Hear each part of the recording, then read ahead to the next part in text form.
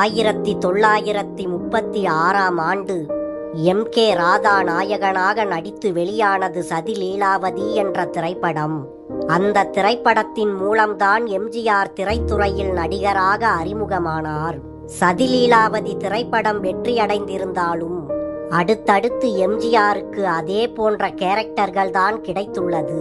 அதனால் நடிக்கலாமா வேண்டாமா என்ற எண்ணத்திலேயே பல பட வாய்ப்புகளை தவறவிட்டுள்ளார் எம்ஜிஆர். அதே சமயம் வித்தியாசமான கேரக்டர்களில் சில படங்களில் துணை நடிகராகவும் நடித்துள்ளார். கே. தியாகராஜ பாகவதர் நடிப்பில் வெளியான அசோக் குமார் திரைப்படத்தில் அவரது கண்களை எடுக்கும் பணியாளாக எம்ஜிஆர் நடித்திருந்தார். பல போராட்டங்களுக்கு பிறகு 1947ஆம் ஆண்டு வெளியான ராஜகுமாரி திரைப்படம்தான் எம்ஜிஆர் அவர்கள் நாயகனாக நடித்த முதல் திரைப்படம். இந்த படத்திற்கு முன்பே ஒரு படத்தில் நாயகனாக நடித்து வந்த எம்ஜிஆரை நீக்கிவிட்டு அந்த படத்தில் PU சின்னப்பாவை நாயகனாக வைத்து அந்த படத்தை எடுத்திருந்தனர். இதன் காரணமாக ராஜகுமாரி படத்திலும் அப்படி ஒரு சம்பவம் நடந்துவிடக்கூடாது என்பதில் எம்ஜிஆர் உறுதியாக இருந்துள்ளார். ஆனாலும் கோவையில் நடைபெற்று வந்த இந்த படம் பல தடைகளை கடந்தே தயாராகி வந்துள்ளது. ஒரு கட்டத்திற்கு மேல் எடுத்த வரை படத்தை போட்டு பார்த்த தயாரிப்பாளர் ஜூபிட்டர் பிக்சர் சோமு மற்றும் அவருடன் இருந்த இணை தயாரிப்பாளர்களுக்கு இந்த படம் அவ்வளவாக திருப்தி இல்லை. இதனால் ராஜகுமாரி படத்தை இத்தோடு கைவிட்டு விடலாம் என்று முடிவு செய்துள்ளனர்.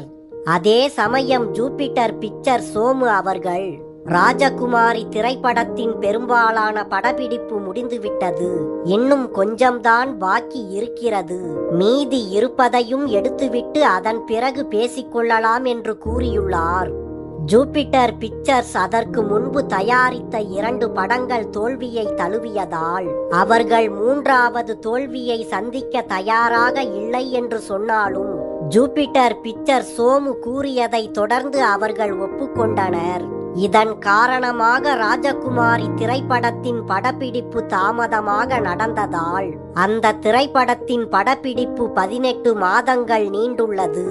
இதனிடையே அந்த திரைப்படத்திற்காக தனக்கு பேசிய சம்பளத்தை முழுவதுமாக வாங்கிவிட்ட எம்ஜிஆர் அவர்கள் அடுத்து படப்பிடிப்பின் போது தங்குவதற்கும் சாப்பிடுவதற்கும் என்ன செய்வது என்று தெரியாமல் அந்த படத்தின் பாதியிலேயே கோவையில் இருந்து சென்னை திரும்பிவிடலாம் என்று யோசித்த எம்ஜிஆர் அதற்காக முயற்சியும் செய்துள்ளார்.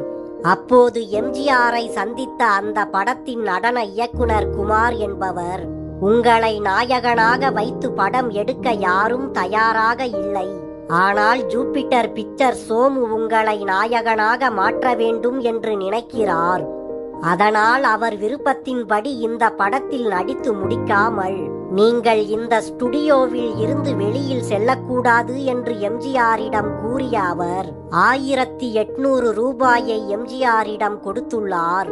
மேலும் அவர் எம்ஜிஆரிடம், இந்த பணத்தை உங்களால் முடியும் போது எனக்கு நீங்கள் திருப்பிக் கொடுங்கள், இதை வைத்துக்கொண்டு நீங்கள் படப்பிடிப்பில் கலந்து கொள்ளுங்கள் என்று கூறியுள்ளார். தயாரிப்பாளர்கள் படம் சரியில்லை, கைவிட்டு விடலாம் என்று நினைத்த ராஜகுமாரி திரைப்படம் வெளியாகி மிகப்பெரிய வெற்றியை பெற்றதோடு மட்டுமல்லாமல் எம்ஜிஆர் அவர்களுக்கு முன்னணி நாயகன் என்ற அந்தஸ்தையும் கொடுத்தது.